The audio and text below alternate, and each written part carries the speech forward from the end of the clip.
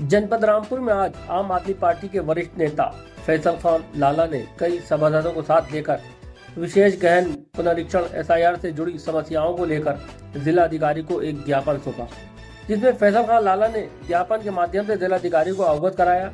उन्होंने कहा, एसआईआर को लेकर पूरे जनपद से कुछ शिकायतें आ रही हैं।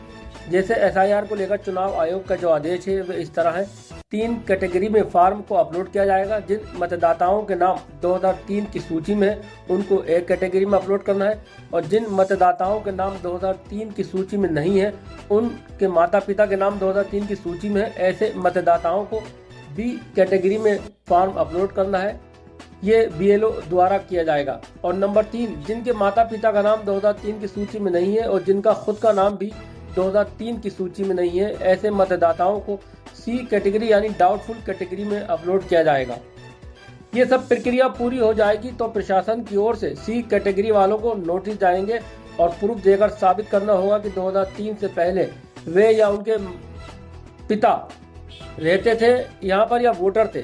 फैसल खान लाला ने कहा, हमारी शिकायत ये है कि ज्यादातर जनपद के जितने भी मतदाता हैं उनका सी कैटेगरी यानी डाउटफुल में उनकी लिस्टिंग की जा रही है, जो बेहद ही चिंता का विषय है। बहरहाल जिलाधिकारी रामपुर अजय कुमार द्विवेदी ने यह आश्वासन दिया है कि जो भी उनको शिकायत मिली उस शिकायत की वे जांच कराएंगे और उसका निस्तारण कराएंगे।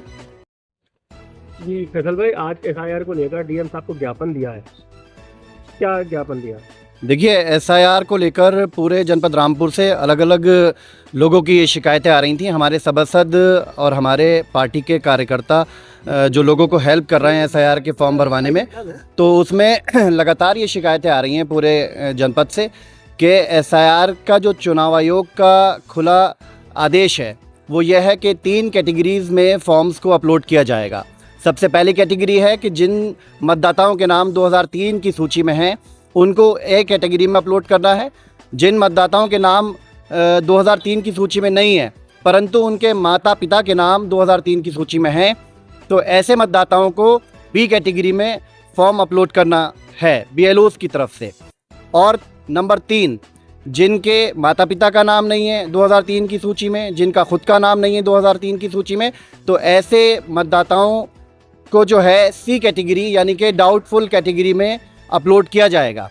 इसके बाद जब ये प्रक्रिया पूरी हो जाएगी तो फिर उन सी कैटेगरी में जिन लोगों के फॉर्म अपलोड हुए हैं उनको प्रशासन की तरफ से नोटिस जाएगी और उस नोटिस में उनको ये साबित करना पड़ेगा कि वो या उनके फादर 2003 से पहले यहाँ पे वोटर थे या रहते थे। तो हम लोगों की शिकायत ये है कि जनपद के जितने भी मतदाता हैं उसमें अक्सरियत सी कैटेगरी यानी कि डाउटफुल कैटेगरी के अंदर उनकी लिस्टिंग की जा रही है बीएलओज़ के द्वारा, जो बेहद चिंता का विषय है। अगर मेरा नाम 2003 की सूची में है तो मेरा फॉर्म ए कैटेगरी में अपलोड होना चाहिए था। इसके लिए मुझे किसी भी प्रपत्र के दिखाने की ज़रूरत नहीं थी भविष्य में, लेकिन मेरा नाम भी 2003 की सूची में होने के बावजूद सी कैटेगरी में मेरा वोट अपलोड किया जा रहा है। ऐसी तमाम लोग हैं जनपद रामपुर के अंदर जिनको सी कैटेगरी यानी कि डाउटफुल के अंदर डाला जा रहा था। तो आज इसी मसले को लेकर हम लोग, हमारा आम आदमी पार्टी का एक डेलीगेशन जिसमें तमाम सभासद और पार्टी संगठन के लोग हैं, हम लोगों ने एक ज्ञापन जिलाधिकारी महोदय को सौंपा है और हमने स्पष्ट रूप से ये कहा है कि ये चुनाव आयोग की गाइडलाइन का खुला उल्लंघन है। यदि इस तरीके से हुआ तो इस पर आने वाले वक्त में प्रशासन के ऊपर भी दबाव बढ़ेगा। कितने लोगों को नोटिस देकर वो डॉक्यूमेंटेशन कराएंगे और कितने लोग अपने डॉक्यूमेंट प्रशासन को दिखा पाएंगे। बहुत सारे लोग बाहर रहते हैं तो बहुत सारी अड़चनें आने वाली हैं, इसीलिए हम लोगों को ये अप्रीहेंशन था। हमने एक ज्ञापन दिया है। मुझे उम्मीद है कि जिलाधिकारी महोदय ने हमें डिटेल में पूरी बात समझाई है कि कहीं कहीं दिक्कत आ रही है, लेकिन उसको जल्द वो दूर करने का प्रयास करेंगे। किसी चूक मानते सी कैटेगरी में जो फॉर्म सबमिट किया जा रहा है ये कैटेगरी को?